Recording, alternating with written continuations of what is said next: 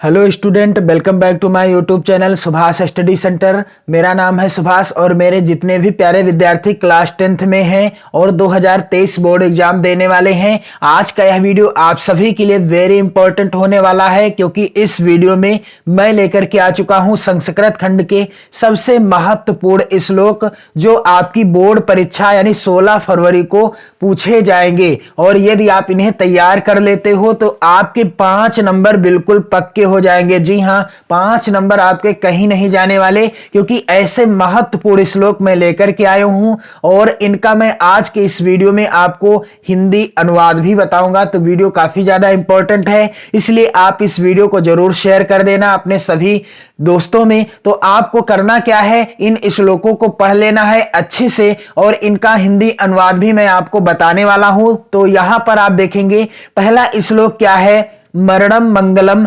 यत्र विभूतिश्च विभूषणम कौपीनम यत्र कौशेयम सा काशी केन मीयते। यह पहला श्लोक है और इसका आप हिंदी अनुवाद कैसे लिखेंगे, संदर्भ कैसे लिखेंगे, तो यहां पर आप देख सकते हैं जब भी आप किसी भी श्लोक का संदर्भ या हिंदी अनुवाद लिखेंगे तो आपको उसके शुरुआत के शब्दों को संकेत के रूप में काले पेन से लिखना होगा, फिर अंतिम के शब्दों को भी लिख लेना। इसके बाद आप हेडिंग डालिएगा संदर्भ।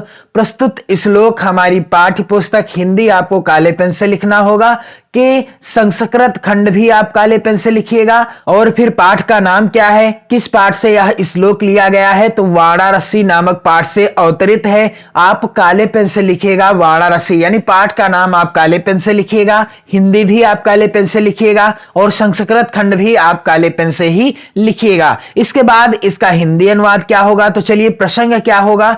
इस श्लोक में वाराणसी की पुण्य ख्याति का वर्णन किया गया है। वाराणसी की जो है ख्याति यानी प्रसिद्धि का वर्णन किया गया है। क्या कहा गया है कि मरणम मंगलम यत्र विभूतिश्च विभूषणम कौपीनम यत्र कौशेयम सा काशी केन मीयते। अर्थात हिंदी अनुवाद क्या होगा कि जहां मरना मंगलकारी समझा जाता है, मरणम मंगलम यत्र विभूतिश्च विभूषणम, और जहां शरीर पर भस्म धारण करना आभूषण है, यत्र विभूतिश्च विभूषणम, और आगे है कि कौपीनम यत्र कौशेय सा काशी केन मीयते। जहां कौपीन अर्थात लंगोटी ही क्या है, रेशमी वस्त्र है, और वह काशी किसके द्वारा मापी जा सकती है, अर्थात उसकी तुलना किसी से भी नहीं की जा सकती, उसकी जो बराबरी है किसी से भी नहीं की जा सकती। जहां मरना मंगलकारी या कल्याणकारी समझा जाता है,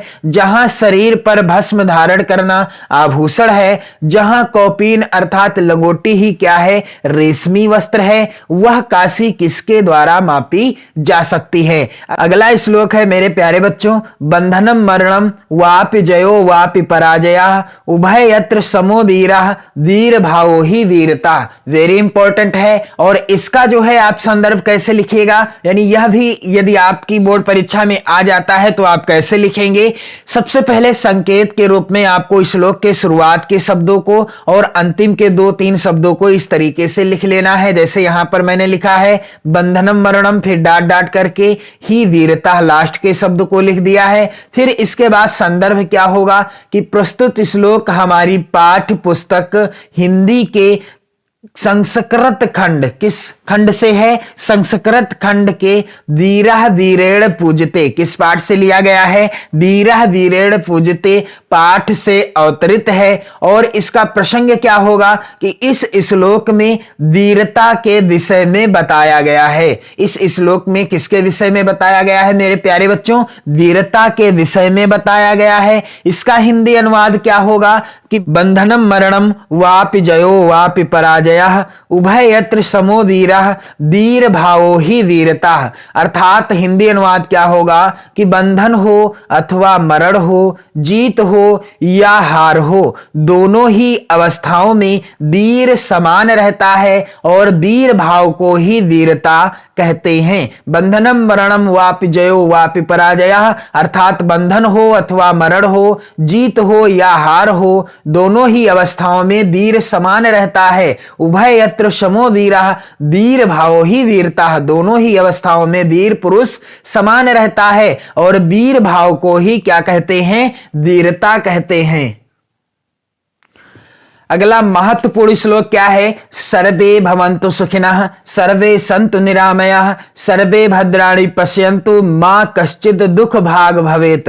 वेरी इंपॉर्टेंट है यह श्लोक, इसे आप जरूर तैयार कर लेंगे। इसका हिंदी अनुवाद आपको अच्छे से आना चाहिए। तो यहां पर आप देखेंगे सबसे पहले संकेत के रूप में आपको इस श्लोक के शुरुआत के शब्दों को जैसे सर्वे भवन्तु सुखिनः और अंतिम के शब्दों को भी लिख लेना है, दुख भाग भवेत। इसके बाद आपको हेडिंग क्या डालना होगा, संदर्भ। इस तरीके से आप हेडिंग डालेंगे, संदर्भ प्रस्तुत श्लोक हमारी पाठ्य पुस्तक हिंदी आप काले पेन से लिखिएगा। मैंने बार बार आपको बताया है कि संस्कृत खंड भी आप काले पेन से ही लिखेंगे। फिर पाठ का नाम क्या है, किस पाठ से लिया गया है, भारतीय संस्कृति नामक पाठ से अवतरित है। इस तरीके से आपको संदर्भ लिखना है अच्छे से। और इसके बाद आप लिखेंगे प्रसंग कि इस श्लोक में सभी के कल्याण की कामना की गई है। प्रस्तुत श्लोक में सभी के कल्याण की कामना की गई है। और इसका हिंदी अनुवाद क्या हो जाएगा मेरे प्यारे बच्चों, यहां पर आप देखेंगे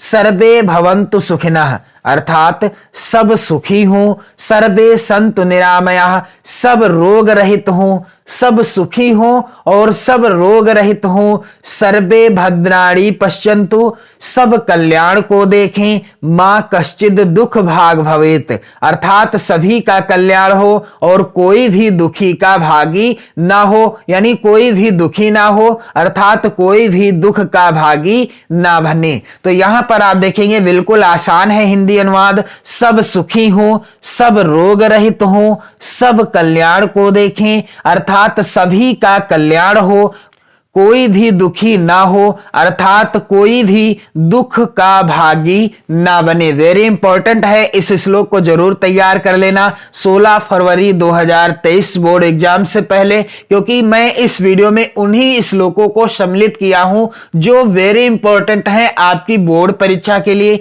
तो यहां पर आप देखेंगे अगला श्लोक क्या है, मानं हित्वा प्रियो भवति क्रोधम हित्वा न शोचति कामम हित्वार्थवान भवति लोभम हित्वा सुखी भवेत।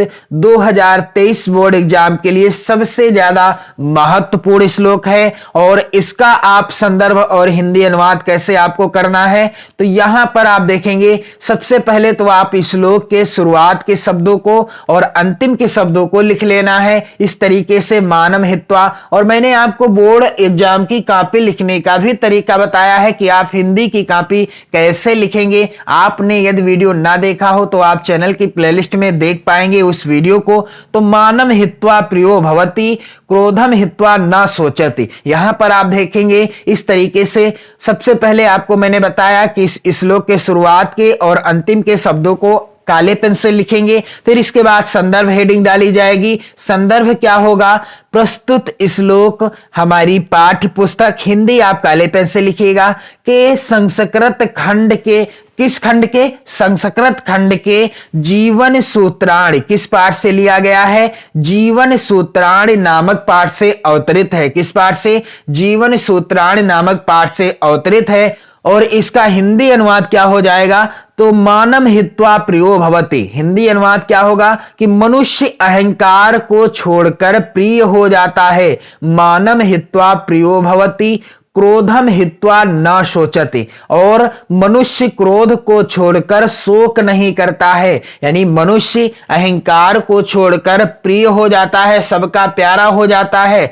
और मनुष्य क्रोध को छोड़कर किसी भी प्रकार का शोक नहीं करता है। कामम हित्वार्थवान भवति लोभम हित्वा सुखी भवेत, और मनुष्य इच्छा यानी कामना को छोड़कर धनवान हो जाता है और मनुष्य लोभ को छोड़कर सुखी हो जाता है। यहां पर आप देखेंगे कि मनुष्य अहंकार को छोड़कर प्रिय हो जाता है, मनुष्य क्रोध को छोड़कर शोक नहीं करता है, मनुष्य इच्छा यानी कामना को छोड़कर धनवान हो जाता है। यानी यदि मनुष्य इच्छा को छोड़ दे, आपकी इच्छा ही समाप्त हो जाए, तो वह सबसे बड़ा जो है धनवान पुरुष होगा इस संपूर्ण पृथ्वी पर। मनुष्य लोभ को छोड़कर सुखी हो जाता है। अगला श्लोक है वेरी इंपॉर्टेंट इंपॉर्टेंट श्लोक है और इन सभी श्लोकों को यदि आप तैयार कर लेते हो तो 5 नंबर की गारंटी मैं लेता हूं आपकी। और ये श्लोक ही आएंगे आपकी बोर्ड परीक्षा में। 2 श्लोक पूछे जाएंगे, आपको किसी एक श्लोक का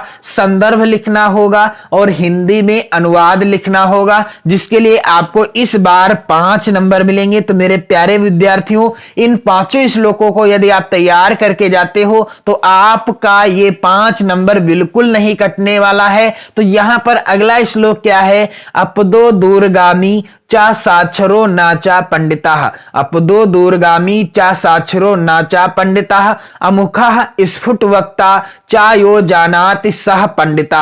वेरी इंपॉर्टेंट है। इसका क्या होगा संदर्भ? तो सबसे पहले इसके भी काले पेन से शुरुआत के शब्दों को लिखना है, इस तरीके से संकेत हेडिंग डालने के बाद फिर यहां पर अंतिम के शब्दों को लिखना है, फिर श्लोक हो जाएगा यानी संदर्भ हो जाएगा इस तरीके से।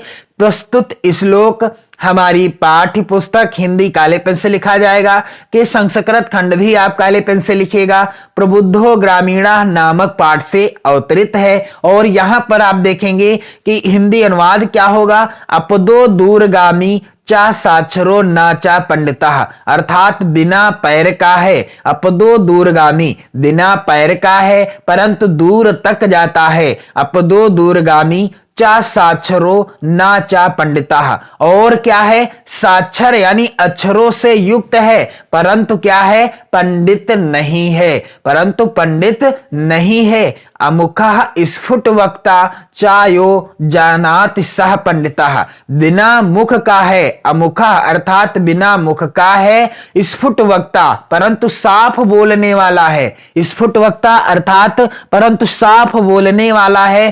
चायो जानात सह पंडिता, जो उसे जानता है वह क्या है? वही विद्वान है। अमुखा स्फुट वक्ता चायो जानात सह पंडिता, अर्थात अपदो दूरगामी चा साक्षरो नाचा पंडिता, अमुखा स्फुट वक्ता चायो जानात सह पंडिता, बिना पैर का है परंतु दूर तक जाता है। साक्षर यानी अक्षरों से युक्त है परंतु पंडित नहीं है। बिना मुख का है परंतु साफ बोलने वाला है। उसे जो जानता है वह क्या है? वह विद्वान है। तो मेरे प्यारे विद्यार्थियों, आज की इस वीडियो में मैंने आपको 5 सबसे महत्वपूर्ण श्लोक बताए हैं, हिंदी अनुवाद भी बताया है। इन्हें आप जरूर तैयार करके जाना और आप सभी को इस वीडियो को शेयर भी कर देना है अपने सभी सहपाठियों के साथ। तो पढ़ते रहें, मस्त रहें, स्वस्थ रहें, अपना और अपने परिवारजनों का ध्यान रखिए। जय हिंद।